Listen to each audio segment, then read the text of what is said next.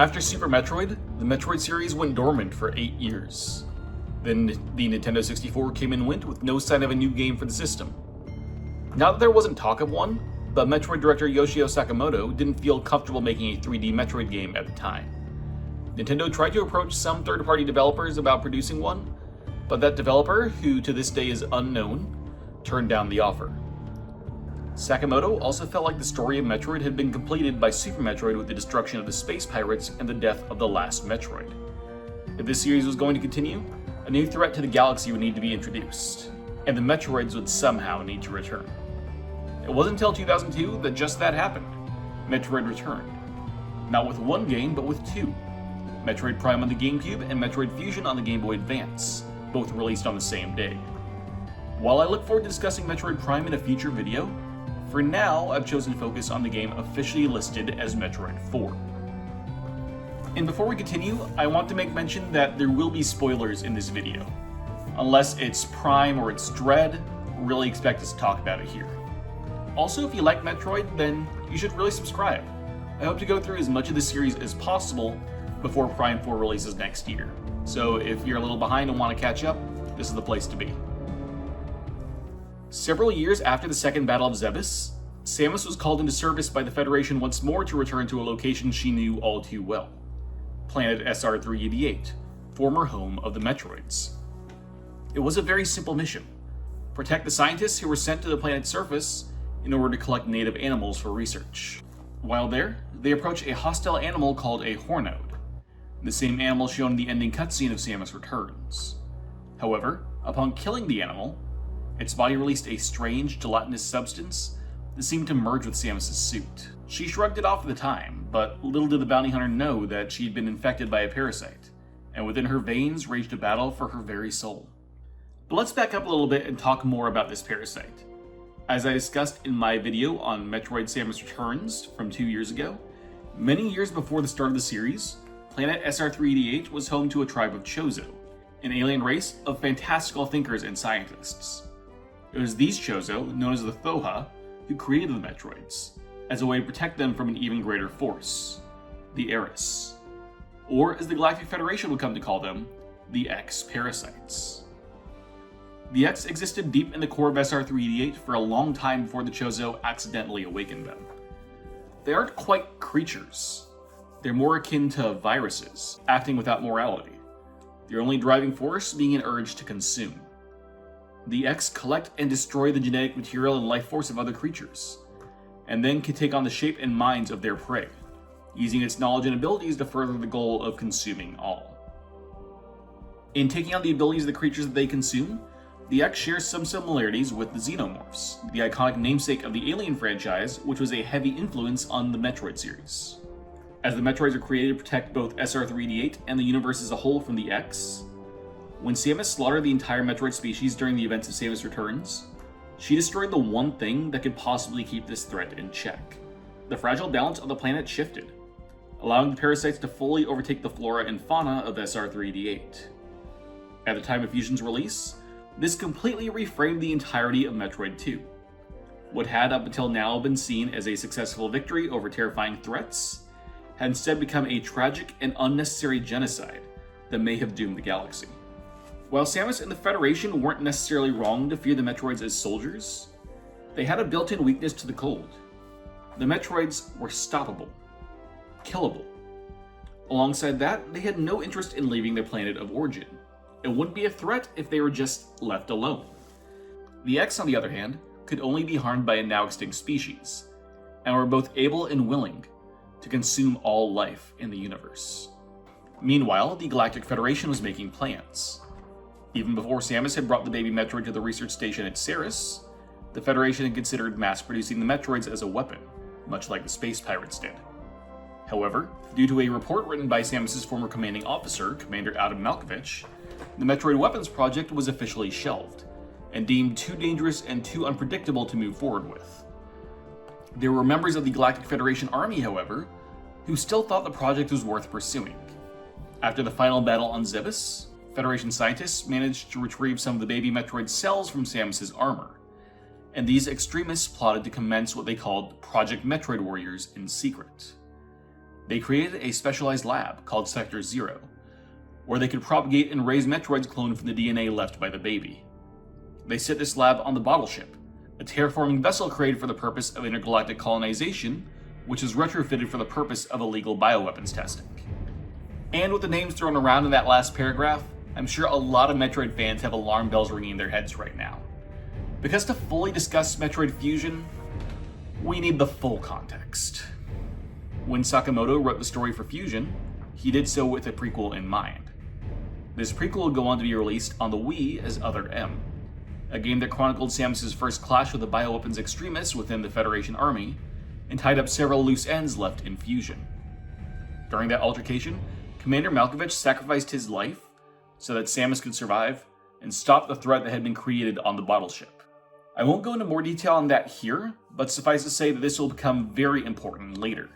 Fusion takes place on a different station, the BSL, or Biologic Space Labs Research Station, which orbits planet SR-388. BSL seems to be some kind of civilian corporation that is likely being used as a front by the Federation extremists to hide their true actions and allegiances. The Federation contracted BSL with the job of determining the state of the ecosystem of SR-388, specifically the impact of the extinction of the Metroids. However, behind the scenes, Project Metroid Warriors continued on the BSL, though based on Adam's description of the old Federation army in the Japanese script of Fusion, this is likely a different group continuing the work of that previous team. The research station itself, as stated before, was for the sake of examining different biomes, and foremost among those biomes was Sector 1, a recreation of the surface and bowels of SR-388, the Metroid's natural habitat. Scientists hope that being given access to an environment similar to their native planet, the clone Metroids would be able to evolve into Omega Metroids, which could then be weaponized. Likely after previous events they decided that creating a Metroid Queen was too dangerous. This is very similar to what was done on the Bottle Ship. After its destruction, it seems that a number of specimens from the Bottle Ship, including the frozen corpse of a cloned Ridley and a number of cloned Zebesians, were transferred to the research station as well. The researchers also took a number of creatures native to Zebes, including the Edecunes and Decoras that Samus had saved during the finale of Super Metroid. It was under the guise of protecting the civilian research team that Samus was summoned back to SR-388. And this is where we return to the story that our video opened up with. The rest of the mission went off without a hitch, and Samus and the scientists parted ways, the contract completed. However, as she left, the X Parasite that sat within her body had begun to consume her life energy. Before she even realized what was happening, the consumption of her energy made Samus lose consciousness while piloting her iconic gunship, causing her to crash into a nearby asteroid belt and destroying the ship. The ship ejected its pilot before the crash, and her unconscious body was retrieved and brought to the Federation. At the Federation headquarters, scientists scrambled to save Samus's life, surgically removing parts of her suit that had become irrecoverably overtaken by the X. In an attempt to save her life, the Federation scientists gave her the Metroid vaccine, an infusion of DNA from the baby Metroid. You could say that she went through something of a Metroid Fusion. While there's no way they could have known the full extent of the Metroid's abilities and purpose, I imagine they had a hunch about a connection between them and the X. This vaccine rewrote some of Samus's genetic code, granting her immunity to the X and the ability to consume them, including what was already inside her body. However, it also granted her the same weaknesses as a Metroid, namely an inability to withstand the cold. This weakness kept her from using her Ice Beam upgrade, as using it would literally freeze her from the inside out. Nearly all of her other abilities would be stripped away too, the first time the series used the trope of explaining in-universe how she lost her old abilities. This game was the first to introduce the idea of Samus' suit being organic. That's actually the only reason why the X could infect it, as they can only affect organic materials. The suit also fully sealed her in, so when parts of the suit were removed to access Samus' body, the scientists needed to more or less surgically tear the suit apart. The sinewy blue parts of the suit in this game in Dread are the result of that, the sort of exposed musculature normally hidden underneath the suit's metal exoskeleton. Her suit needed time to heal. Samus would then be sent back to the BSL, where the infected parts of her suit had been sent for research. As her regular ship was destroyed, the Federation granted Samus a new one, featuring a built-in AI to keep an eye on her. The AI's gruff demeanor reminded Samus of Commander Malkovich, and in his memory, she began to refer to the AI internally as Adam. Ironically, the AI actually was Adam Malkovich himself, or at least a copy of the deceased commander's brainwaves kept by the Federation, a practice common among their upper echelons so that the Federation would never lose access to its greatest military minds. Likely, as he was Samus's previous commanding officer, he was chosen as the best person to keep her in line. By the time Samus touched down on the BSL, the X had infected her suit and had managed to escape containment, taking a form known as the Samus Aran X, or SAX for short. The SAX relentlessly sought to destroy all threats to their conquest, and then escaped to overtake the entire universe. The only things that managed to avoid being consumed by the X were Samus herself, the animals from Zebes, and the clone Metroids, which stood as the one thing between the X and universal domination. Samus boarded the BSL, and under the Adam AI's supervision, the bounty hunter began exploring the station. She encountered a version of an Arachnus, a creature native to SR388 on the main deck. This creature was not the exact same as the one she'd fought in Metroid 2. Its color had changed, and its physical abilities were more deadly. That's because this Arachnus was actually an X that had assimilated an Arachnus and changed its genetic code to be more effective. This would be the first of many such bosses Samus would face throughout her clash with the X. As Samus completed her mission, she opened up more and more of the locked security doors, not only facilitating her own travel, but also opening up the remains of the sectors to the threat of the X. The main goal of the X on board was to wipe out the Metroids on the station. While the SAX hunted down the entrance to the restricted lab, a number of X also attacked Sector 1, infecting atmospheric generators in the area to upset the ecosystem and make it less hospitable. If you remember, Sector 1 was based on the Metroids' home territory, and designed with the hopes that recreating SR388 would cause the Metroids to evolve. However, to the X, Metroid evolution was a ticking time bomb towards their failure. Messing with the atmosphere in this sector was likely a ploy to alleviate that threat. However, the clones were not the only Metroid on board, as Samus herself was now part Metroid after having her DNA overwritten by the vaccine in the game's opening.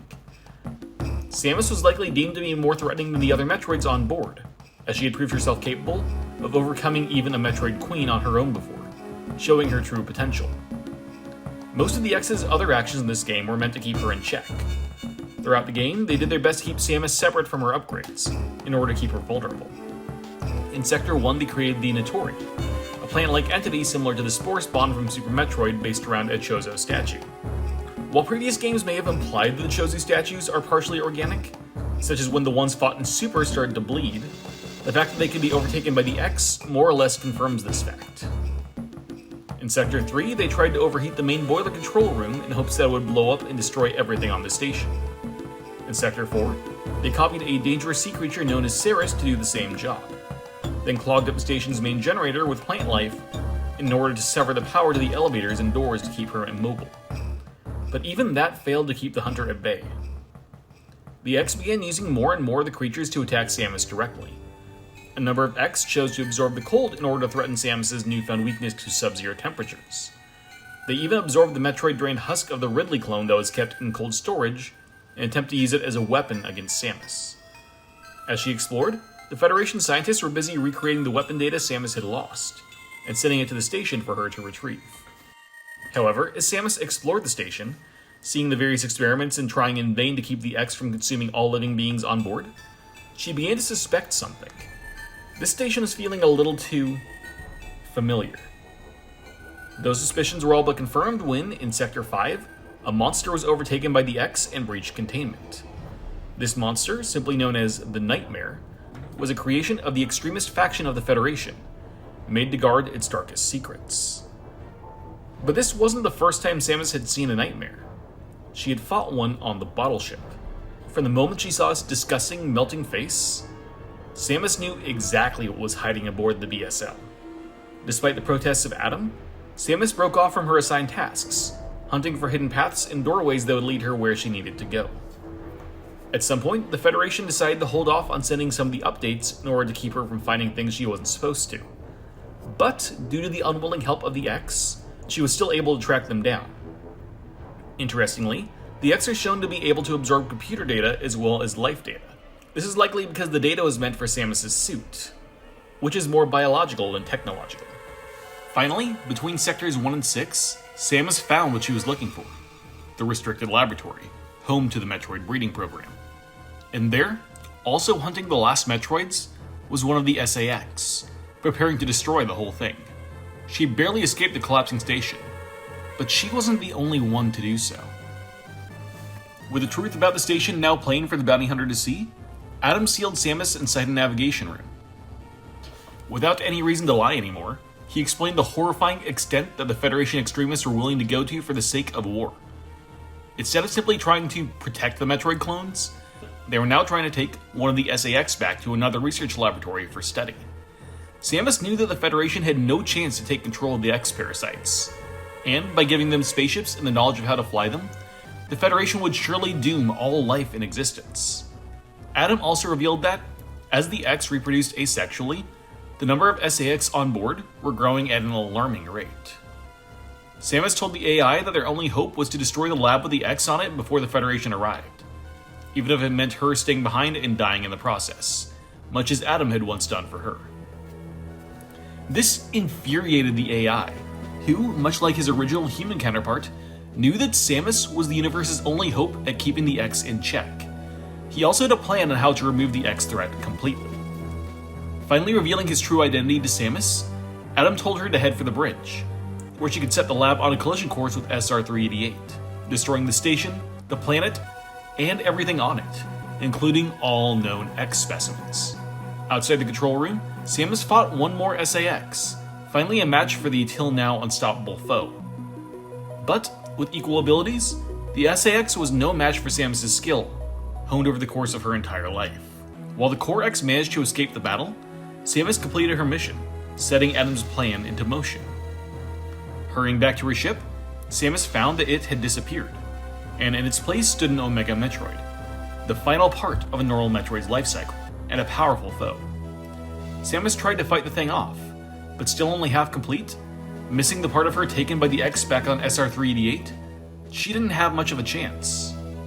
However, the SAX core, seeing Samus in her depleted state, realized that the only chance it had of destroying the Omega Metroid, its natural foe, was to give the last of Samus's power back to her.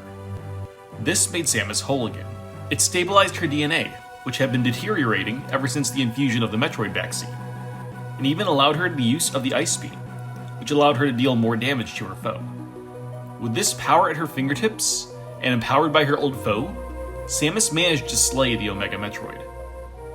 When the battle was over, her ship returned, piloted by Adam and the animals, and they all managed to escape the laboratory's explosion, saving the day once more, but leaving those in power who caused it yet unknown. With this game, we understand the full cost of Samus' actions as Samus returns. By committing genocide against the Metroids, she had fully opened the door to a potentially apocalyptic threat. As well as that, even despite the space pirates being decimated in Super Metroid, other bad actors still existed in the universe, waiting for their chance to strike. This game takes place after the events of Super Metroid and the end of our current timeline. Thankfully, there's still one last Metroid, one final warrior, left to protect the universe, and her star burns brighter than all of the others. I'll see you next mission.